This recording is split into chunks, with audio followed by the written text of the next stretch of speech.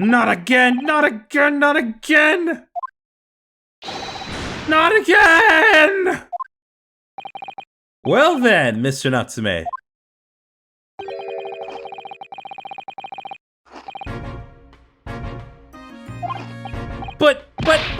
But wait! Hold your horses! Yes? Door! Key! Locked! Entry! Exit! Entirely impossible! He's so flustered, he's being even stranger than normal. What? You think that's an alibi? You'd have just made a copy. What? You live in the same building after all. You'd have plenty of opportunity, I'm sure. But... Misery me! Sorry, sir. You'll get your chance to give your side of the story later. The facts speak for themselves, Mr. Musashi. You horrible Herlock Jones! He really has found himself an arch rival now, hasn't he? Come on now, no dilly-dallying. Outside, there's a carriage waiting. Welcome, student Mr. Naho Esquire. I never imagined I'd be in this position again, but... You have to help me, please, please! I'm innocent! Alright, I understand. We'll come to your cell later and talk about it. And one more thing. Oh? Yes? My poor little kitty cat. Please give him his breakfast for me! God bless Sosuke. And so, his evil curse still apparently unbroken, Sosuke-san found himself once again the prime suspect in the case of murder. Thanks to the incriminating deduction of the great detective. My dear fellow, that honor belongs to you. That's fair. Well, at least that means Inspector Gregson is no longer here. We can examine the crime scene in more detail now. Yes, that's right. And of course. What? Have you forgotten what the inspector mentioned before? It was the landlord, Mr. Garadeb, who discovered Mr. Shamspeare. Mr. John Garadeb, yes. I expect we could find him in the sitting room on the top floor as usual. Right, we must remember to go and talk with him later then. Alright, well, now that Mr. Gregson is gone, let's go ahead and take a look. What's this? It looks like a part of an envelope, I think. Yes, I think you may be right. Perhaps it was torn off when the letter was opened? Is that significant? Well, it's a little out of place perhaps. When you look around the room, there's no sign of a letter or the rest of the envelope, in fact, is there? She's right. And yet, here we have the torn off end of an envelope. It just strikes me as unusual. I agree. We'd better take this, just in case. Torn off end of an envelope, a red piece of envelope that was found in Mr. Shamspeare's room. The rest of the envelope could not be located. Just want to make sure I make note of everything that is worth my time.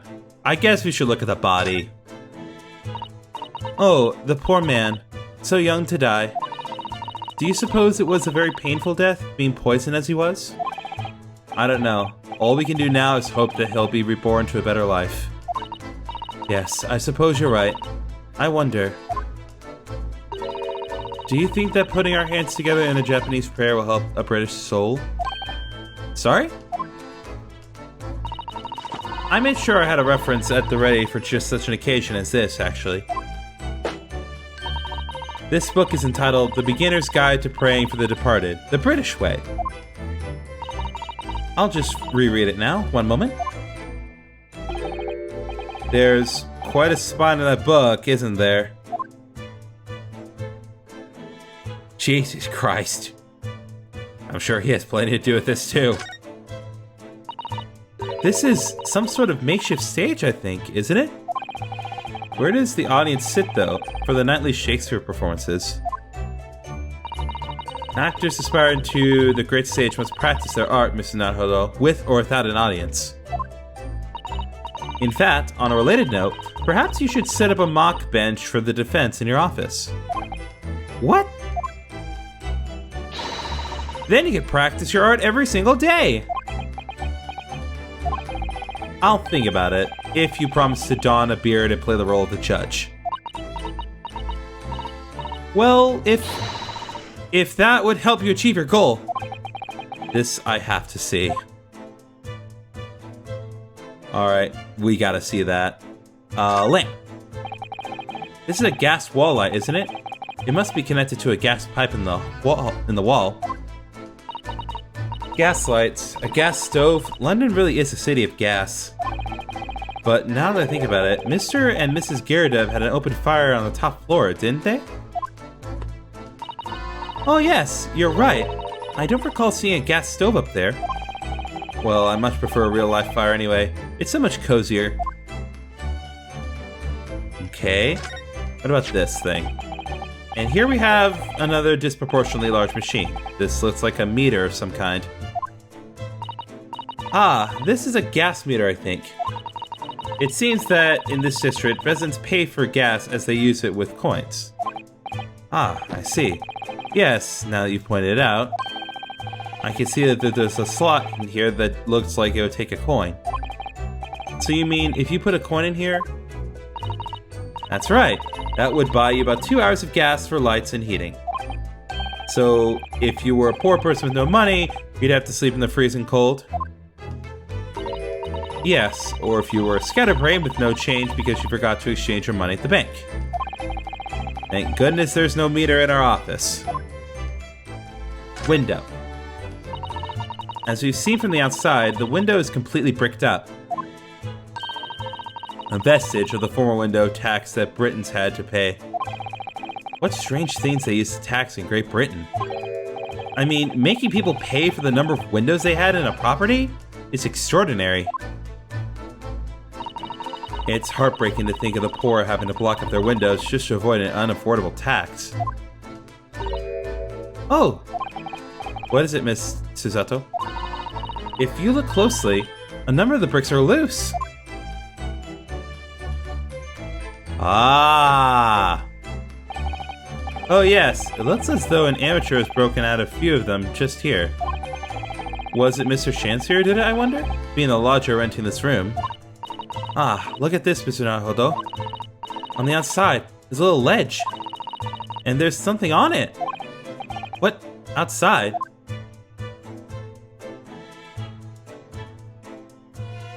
Hold on. It's so cold outside. You can feel it through this gap. It did snow all last night. It would be cold. But more importantly, what is that on the ledge out there? What are those snow-covered lumps? It's more bars of soap. Soap? What are bars of soap doing lined up on the ledge outside the window? I have no idea. But the pair of them look rather charming like that. Still, that's very strange, isn't it? Bars of soap lined up outside the window? I think perhaps we should take one. There are two after all. Oh dear, I suppose we could. Oh, what's this? Look here at the soap. Ah! Do you see in the middle there? There's a patch that's a different color. It's a sort of transparent, but some sort of fancy design, I suppose. Only in Great Britain. It looks like the Hinamaru flag of Japan, doesn't it? How wonderful! It's probably a very expensive brand.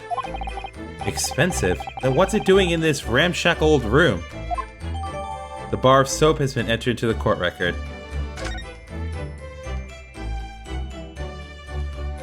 Okay, I think that covers everything we need to look at, but since there's only one thing left, let's take a look at the outfits. Look at these extravagant bright costumes.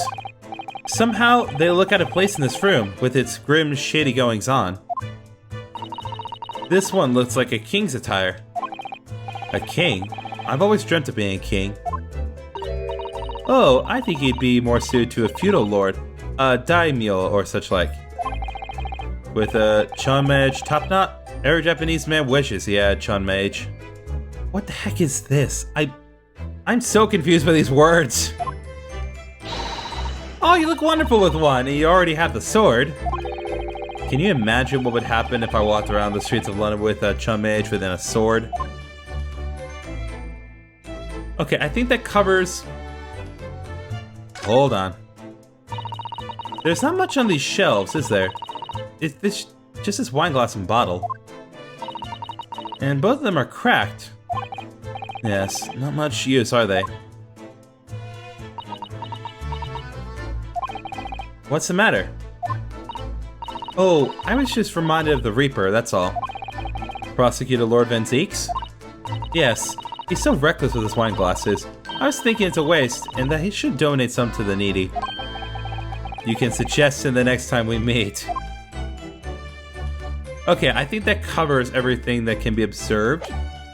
So I think we're gonna go ahead and move. Because, well, we have a lot of different things we can look at, but we should go to Mr. Garrideb's room next.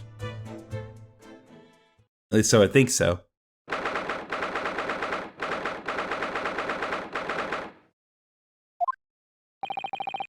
Here we are again, the eccentric landlord's eccentric top-floor abode. We're here because Mr. Garrideb's the one who discovered the incident this morning. Don't forget. Ah, you chaps, eh? Yes, good morning, sir. Thank you for your cooperation in court yesterday. It was quite a trial. As much for the Garrideb as anyone, really. Came straight back here after all that business at the Bailey yesterday. Didn't expect to wake up to more bally nonsense this morning. I wonder if you wouldn't mind telling us exactly what happened, Mr. Garrideb. Yes, I suppose you'd like to know all about that dead lost man actor chap in the ground floor room. Those were exactly Inspector Gregson's words, weren't they?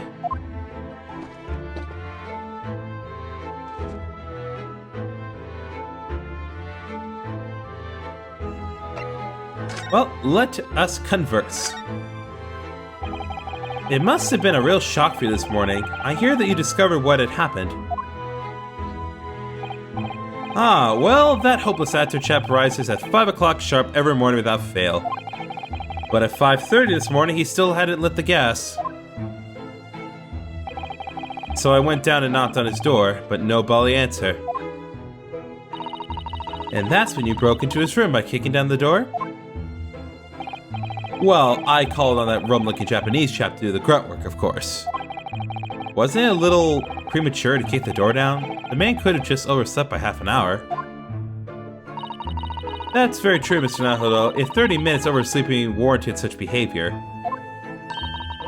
I'd have to kick your door down every morning. Well, you know, better to be safe than sorry and all that. Is it just me, or is he avoiding our gaze now all of a sudden? Except that it was a sorry situation indeed that you found on the far side of the door. Alright, Mr. Shamspeare. The victim's name is Mr. Shamspeare, I believe. Is that right? Yes, William Shamspeare. Took the ground floor room 3 months ago now. And how would you describe him? In a word, destitute. Destitute? Well, let's face it, the only redeeming feature of that room is the cheap rent. Anyone wanting to live in a place like that is either broke or has a bally screw loose. So hard to choose which category Sosuke-san would fall into. Mr. Naruhodo, that's a little rude. He was doing research as well. Research? Into what? Shakespeare, of course. Okay, so Shakespeare is actually a thing in this world. Okay. Read a few plays of the old bard myself, you know. Romeo and Hamlet and all that. God, like... these words! I know they're just the names, but like... Come on! Yes, William Shakespeare is England's most highly regarded classical playwright and author. He's known as Sao in Japanese, and as you know, and many of his works have already been translated. It seems incredible that Shakespeare was shortened to Sao, though. Someone was too heavy-handed there. There were a lot of costumes in the victim's room, actually, weren't there? Of course, Mr. Natsume is a scholar of English literature as well. I imagine he and Miss Shamspeare would have had much in common. Shakespeare interpretation disagreement leads to shocking murder. Let's hope it's not that. Mr. Nahoro, really? How rude. Did she read our mind? I forgot that she can do that. After Mr. Natsume's trial yesterday, you came straight back here, I believe, didn't you? Did you notice anything strange between then and this morning? Well now, must have been about 6 in the evening by the time I got home. Snow was coming down rather heavily as I remember, and it was completely dark already. That faded actor chat was out at the time. Mr. Garrett noticed there was no light from his room or something, I suppose. Couldn't summon the energy for anything much, so I just sat in front of the fire up here. It was after 8 before Shamspeare got back. And the chap was up until past 1 in the morning, I'll have you know. Suppose he met his end sometime after that. I was asleep by then, so I'm rather in the dark there. Well, thank you. That was very illuminating. Is everything alright, Mrs. Zato? Well, I was just thinking it's a little strange, that's all. Mr. Gerdev, you were up here in your room all evening, if I've understood correctly. Not a big fan of stairs, not with this blasted leg. Then, how is it that you seem to know? I was wondering that myself, actually. The precise movements of your tenant from the ground floor, I mean. That's a very good point. I can't imagine that you could hear noises from the ground floor all the way up here. Does this old man like to spy on his tenants? Is that it? I say, I know what you're thinking, and it's a belly outrage. I'm ex-military, don't you know? I don't go around spying on my tenants. Why would I? Then how did you know, Mr. Garadeb? It's the gas, woman! The gas tells me everything! The gas? Ah. What on earth do you mean, sir? How can the gas tell you anything, let alone everything? Well, as you're probably aware, the gas is applied to the building by pipes. Yes, I'd more or less worked that out. Every room in the building is connected by a single pipe to the gas main outside. And the gas company supplies gas to properties via the main. Yes, I understand that too. Let me see if I can explain. Let's say I was to light the gas lamps up here. What do you suppose would happen? Well, obviously the room would get brighter. Exactly. But at the same time, the lights in all the other rooms of the house would dim for a moment. What? They dim? Why? Perhaps it's because when you light a gas lamp, it briefly uses more gas than usual? And that reduces the amount of gas in the pipe where the other lamps are connected to it? That might explain why the other lamps dim momentarily, mightn't it? Yes, of course, because everything's connected to a single supply pipe. Is that supposed to happen, though? Sounds rather undesirable. Jolly good point. Fact is, the gas company's pipes in these parts are pretty hopeless, long worn out, and barely got any gas in to start with. Opposite's also true, of course. Extinguish the lamps up here and they glow brighter in the rest of the house. Ah, right, I see. So by watching the flickering of the lamps in one room, you can determine what's happening elsewhere. You've got it. Oh, of course, because when people come back home in the evening and before they go to sleep at night, what they're guaranteed to do is either light or put out their lamps and fires. Clever. In point of fact, the room on the ground floor and the one above it used slightly different amounts of gas. by watching the lights in here closely, I can work out almost exactly what's going on in the whole house. Gosh! That's fascinating, Mr. Garrett. Absolutely fascinating. Oh well, nothing to it, really. And I can't really see that it's going to help us with the case, either. What I'd like to know is why Mr. Garrett is so interested in what his tenants are up to in the first place. I feel like there's more to it than idle curiosity. Okay, I realized after talking to Mr. Garrett that there was one thing I neglected to check in Mr. Shamspeare's room, so we need to do that now. Ah, one of the teacups that Mr. Shamspeare and his guests drank from last night. But don't go drinking from them, Mr. Naruto. There's a bitter poison inside. I'm not planning on drinking any, don't worry. Anyway, the cups are both empty. That's true. So, one was Mr. Shamspeare's, and the other must be the cup that Mr. Natsume was drinking from. But Sosuke-san wasn't poison, of course. Perhaps we should take these so we can examine them in more detail later. Pair of teacups has been entered into the court record.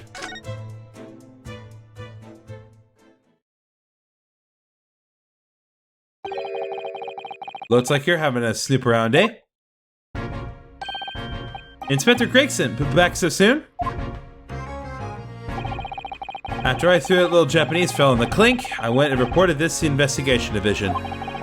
In 5 minutes' time, this place will be cordoned off by the yard. Oh, I see. Well, we better be leaving then. Poor Mr. Natsume must be feeling very low, being back in a cell again so soon. I'm sure. We should probably go and...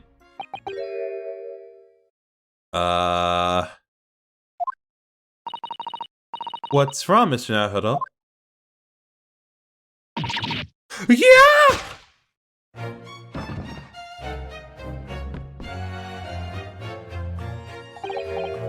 Out, out, a brave candle! Life's but a walking shadow, a poor player. That struts and frets his hour upon the stage, and then is heard no more.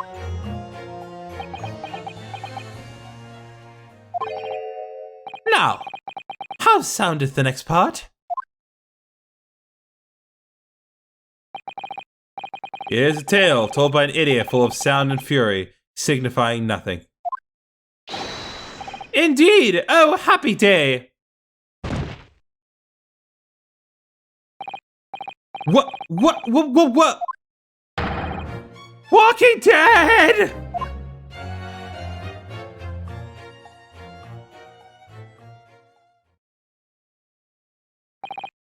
The fella isn't dead at all?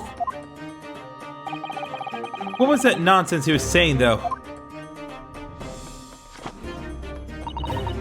I think, yes, it was from William Shakespeare's Macbeth.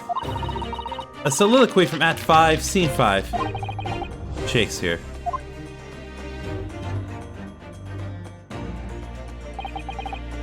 So it was that the victim, Mr. William Shamspeare, came back to life. If the man had indeed been poisoned, it transpired that it hadn't killed him. He was taken by emergency carriage to a nearby hospital for treatment. And Inspector Gregson evicted us from the scene of the crime, whatever that now was.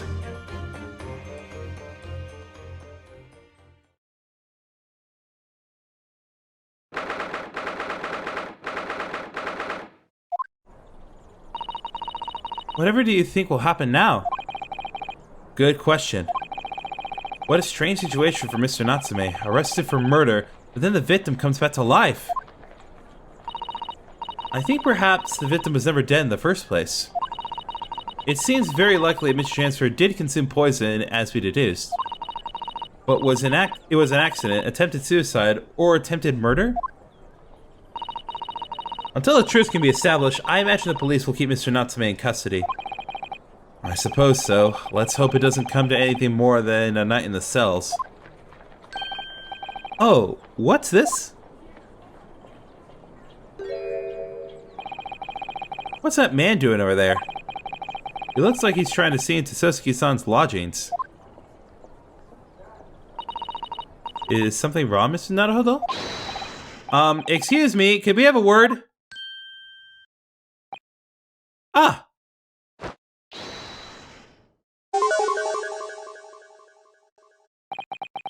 He just ran off. I feel sure that I've seen that man somewhere before. Where was it? I do too, but I don't remember. Well, we've done as much investigating here as we can, I think. Perhaps we ought to go to the prison and speak with Mr. Natsume again. A good idea.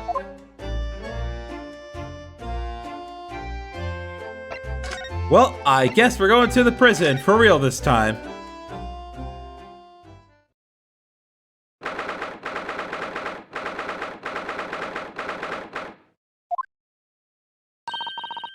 Hello, Mr. Naruhodo. Mr. Natsume, have the police finished questioning you now? Look, consider Mr. Naruhodo, Esquire! Oh, yes? What is he? Tell me! Is he a ghost? Is he here to haunt me? Let me guess, you're talking about Mr. Sholmes? He's actually calls himself a great detective, Mr. Natsume, not a ghost.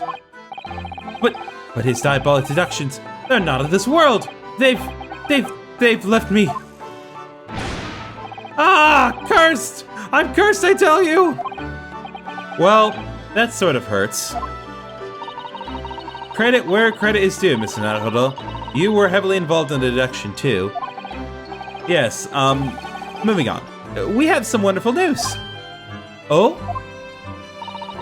The victim that we all thought was dead has come back to life again. Now, in the absolutely worst case, you could only be tried for attempted murder. That's great, isn't it, Mr. Natsume? It's terrible! Oh? I'm stuck in a cell, suffering for some silly wrong end of the stick! You did it, didn't you? Confess, you're the killer. Why the mustache? Constant questions! I'm sorry to hear that. Ah, that selfish shyster! Make up your mind. Are you dead or alive? If you were going to come back to life, why bother dying? Wickedly, wishy-washy William! Well, it seems likely Mr. Shamspeare was never actually dead in the first place. Ah, yes, that might make sense, and I'm pleased that he's alive, of course. Our lively debate last night was much fun. I'd be sad to think it was our last. Oh! Oops. Mr. Natsume, does this mean that you did see the victim last night? You met with Mr. Shamspeare, didn't you? I'm not saying another word! I demand to have a lawyer present! I am your lawyer. Who do you think I am? Please, Mr. Natsume, we need to hear your side of the story. Ugh, why am I cursed like this? Alright, let us converse with the man. Can you tell us exactly what happened last night then, Mr. Natsume? There's nothing to tell!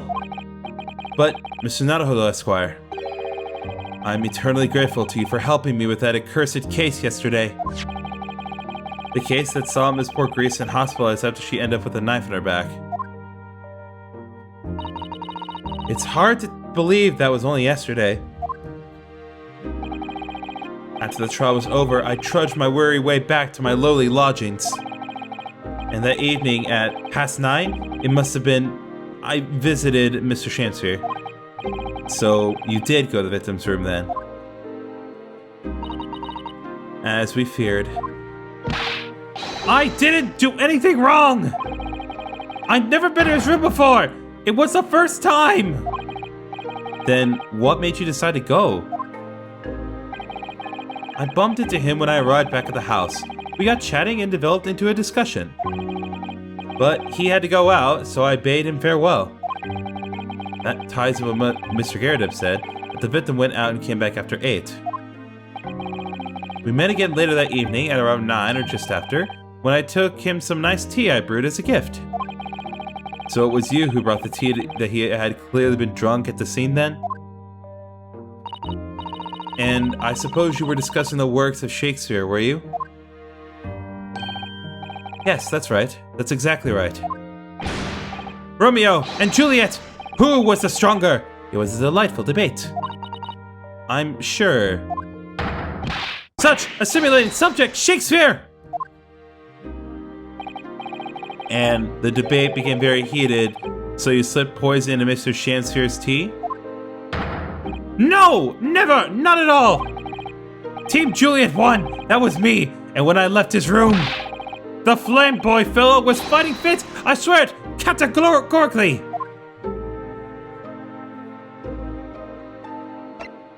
Alright, so let's talk about your cursed existence. Mr. Natsume, you often say the same thing about yourself, I've noticed. That you have a cursed existence. I'm sure I've mentioned this to you before, but I've been here in Great Britain for a year now, and in that time, I've learned that is no place for me. It can be very trying to live in a foreign land and adapt to the ways of another culture. There are foreigners everywhere I look, and they all stare at me. They all laugh. That's the impression I get whenever I go out. It makes me scared to leave my room. Which is why I've become a recluse. But even in my room, I find no respite for my fears. I've moved more times than I can remember, and then 1 week ago, I moved into Briar Road. But why? I mean, why did you choose that place? It doesn't seem very comfortable. Because the rent is cheap. I have so little money, it spoke to me. The rent? Obviously, there's a reason why it's cheap. Because the room is cursed. Cursed? Cursed how? The previous occupant, the man who lived there before I took the room, died there. Oh no! He was only a young man, but one morning he was found dead and no one could explain why. Surely no one would want to live in a room with a history like that. I didn't. When the letting agent recommended the place, I wavered. But I want books! And books cost money! A horrible history is a small price to pay! When I realized it would mean I could buy more books, I signed the lease like lightning. Brave? Or blinkered? But after I moved in, I soon came to realize what I'd done. I realized how horrible that room's history really was. Gosh, was it really so awful? So, what about your horrible history? How did the room's horrible history affect you, Mr. Natsume? What happened? At first, it was just a feeling. The feeling of beady eyes boring into my back, watching me. Do you think that might just have been your mind playing tricks on you? No. My mind doesn't know any tricks. It was someone else. It's been one long nightmare ever since I was given the keys to the place. A nightmare? You've been having bad dreams, you mean? All the souls have died in that room lean over me in my sleep and try to strangle me! That really is horrible. And now I come to think of it, it happened again last night too. The very same night Mr. Shamspeare was writhing in agony from the poison in his body. I was on the verge of being suffocated silently by those miserable spirits in my room. You simply must move out of that room as soon as possible. Yes, you're right. I know it, and that's why. I'm already searching for the next room with a history to call home.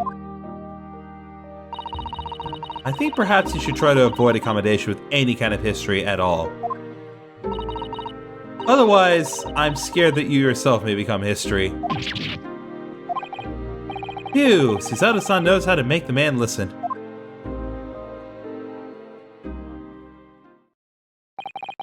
Of course, Mr. Lord of the Manor is worried about the curse on my room as well. You mean Mr. Garrett? Yes, he knows that if people keep dying there, he'll never be able to rent it out again. Well, that's true. I, for one, wouldn't go near the place. Ah, perhaps. That may explain why the landlord pays so much attention to the gas lamps and the tenants' movements. You mean because he's worried about their well-being? He does seem to have an unusually keen interest in the amount of gas in the pipes. There must be a reason why he keeps such close tabs on the occupants of his let rooms. What do you mean, he pays so much attention to the gas lamps? Oh dear, no, it's nothing to do with you, Mr. Natsume. Please, forget I said anything. Oh, now you're talking about me behind my back as well. What's important is that Mr. Shamspeare isn't in fact dead at all. Once he's come around and he's able to tell us what happened, we'll be able to get you released. Yes, please.